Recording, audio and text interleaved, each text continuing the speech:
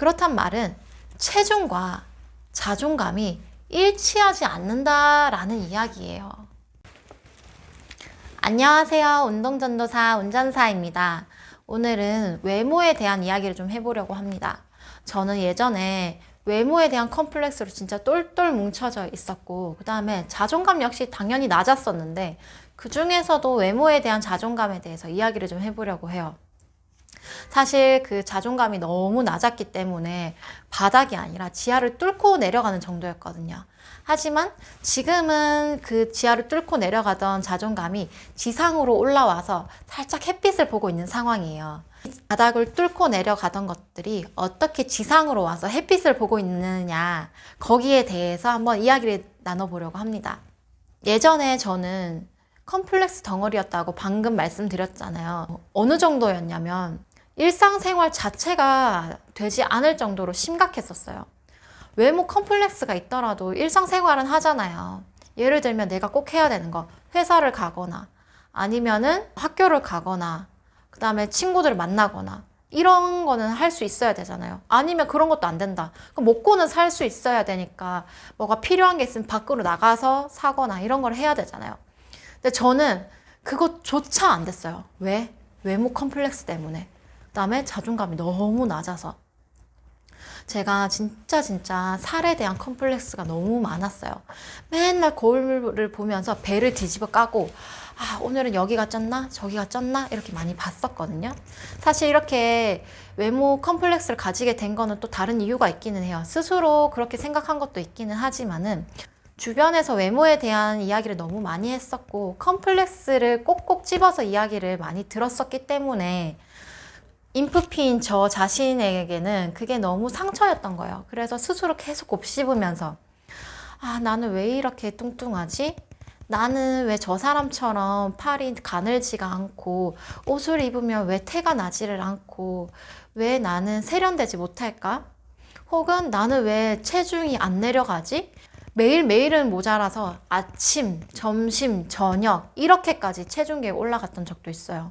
그 다음에 이 옷 저 옷 입어보면서, 아, 이 옷을 입어도 난 별로야, 저 옷을 입어도 별로야. 그 다음 단계는 뭐냐면 옷도 안 입어. 그냥 집에만 있으니까 맨날 파자마만 입고 다 가려요. 제 자신을 보지도 않아요. 왜냐하면 나를 보면은 속상하니까. 그 다음에 제가 자존감도 되게 낮다 그랬잖아요. 제가 살에 대한 강박도 있었지만은 또 스스로 체형적인 부분에 대해서도 되게 많이 컴플렉스가 있었어요. 선천적으로 저는 운동을 좀 할 수가 없는 몸이에요. 걷거나 아니면 신체 다른 활동을 하는 게 조금 일반 사람이랑 달랐기 때문에 어떤 사람이 보면은 제가 왜 저렇게 걷지? 아니면은 저 사람 뭔가 생긴 게 좀 몸이 이상한데? 다른데? 라고 얘기를 많이 들었었고, 사실 뒤에서 수근거리는 소리도 많이 들었었어요. 혼자서 그런 거에 대해서 되게 상처를 받았어요. 만약에 헬스장에 간다 치면은 당연히 제가 체형이 특이하게 태어났으니까 PT 선생님들이나 아니면 지나가는 회원들끼리 얘기를 해요. 왜냐하면 내가 아픈지를 모르고 내가 선천적으로 조금 다르게 태어난 거를 그 사람들 모르니까 그 상태에서 나쁜 마음이 아니라, 아, 저렇게 하면 안 될 텐데 라고 하는 우려 섞인 마음에 그렇게 얘기를 한 거였는데, 저는 그 한마디 한마디가 너무 상처였어요. 집에 와서, 아, 내일 어떻게 가지? 나 내일 가면 또 다른 사람이 보고 내 욕을 할 텐데. 이게 쌓이다 보니까 자기 혐오감에 빠지게 되더라고요. 근데 지금은 사실 그닥 남의 시선을 많이 신경 쓰지는 않아요. 근데 완전 신경을 쓰지 않는다는 이야기는 아니고, 만약에 신경을 쓴다라는 기준을 100으로 잡았을 때 지금은 한 30 정도까지? 척추가 아직까지 정상적인 범위에 들어와 있지 않으니까, 모양이. 주변에서, 아, 저 사람 좀 걷는 게 특이하다 라는 이야기를 종종 듣기도 해요.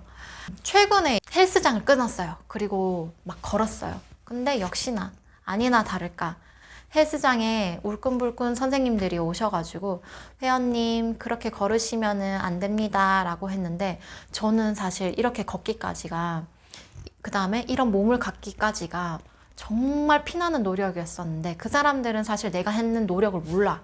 그러니까 그냥 또 우려 섞인 마음에 했는데 예전 같았으면 나 빨리 집에 가야겠다. 나 이런 얘기를 들으면 막 가슴이 두근두근 거렸었거든요. 근데 지금은 그 정도는 아니에요. 네. 제가 안 그래도 그 부분이 알고 있어가지고 신경 쓰면서 운동하고 있어요. 라고 그냥 하고 넘겨버려요. 그리고 신경 쓰이기는 하죠. 어떻게 신경이 안 쓰이겠어요. 근데 그 정도가 좀 낮아졌다는 거지. 그리고 예전에는 밖에 외출하는 것조차 안 됐다고 했잖아요. 근데 저 지금 요즘에는 일도 할 수 있고, 그 다음에 사람들이랑 이야기도 하고, 또 낮에 사람들이 많을 때 이제 산책을 할 수 있을 정도로, 길을 걸을 수 있을 정도로까지는 회복을 한 상태예요. 그러니까 그만큼 자존감이 예전보다는 좀 올라간 상태구나 라고는 생각하고 있어요. 이 강박에 갇혀 있다가 벗어나니까 세상이요, 좀 달라졌어요. 나는 걷는 것도 이상해. 내가 옷을 입으면 하나도 안 어울려. 나는 못생겼어. 라고 이제 했던 그런 자신감 없는 모습에서 지금 같은 경우에는 오늘 좀 괜찮나? 오늘 여기가 좀 좋아졌나? 이런 정도로까지 좀 발전을 했더라고요. 이 정도면 자존감이 예전보다는 좀 올라가지 않았나? 라는 생각이 드는데 중요한 포인트는 여기서 뭐냐면 제가 살이 빠지지 않았어요. 그런데 자존감이 올라갔어요. 그렇단 말은 체중과 자존감이 일치하지 않는다라는 이야기예요. 자존감은 체중의 변화가 전혀 상관이 없어요. 내 마인드, 내가 어떻게 생각하냐, 그거랑 되게 관련이 있는 것 같아요. 저의 경우에는 이 자존감을 어떻게 올리고 컴플렉스를 어떻게 극복했냐면 바로 운동을 통해서요. 운동을 해서 살이 빠졌기 때문에 혹은 운동을 해서 내가 아까 전에 생각했던 그 컴플렉스로 여겼던 체형적인 부분이 좋아져서가 아니에요. 사실 겉모습은 그닥 변하지 않았는데 이 마인드와 그 다음에 내 생각이 좀 달라져서예요. 운동은 겉모습을 변화시켜 주기도 하지만은 사실은 뇌를 변화시켜줘요. 저 같은 경우에는 운동을 그러니까 뭐 살을 빼려고 하는 것도 있기는 했겠지만 사실 살려고 운동을 계속 지속했거든요.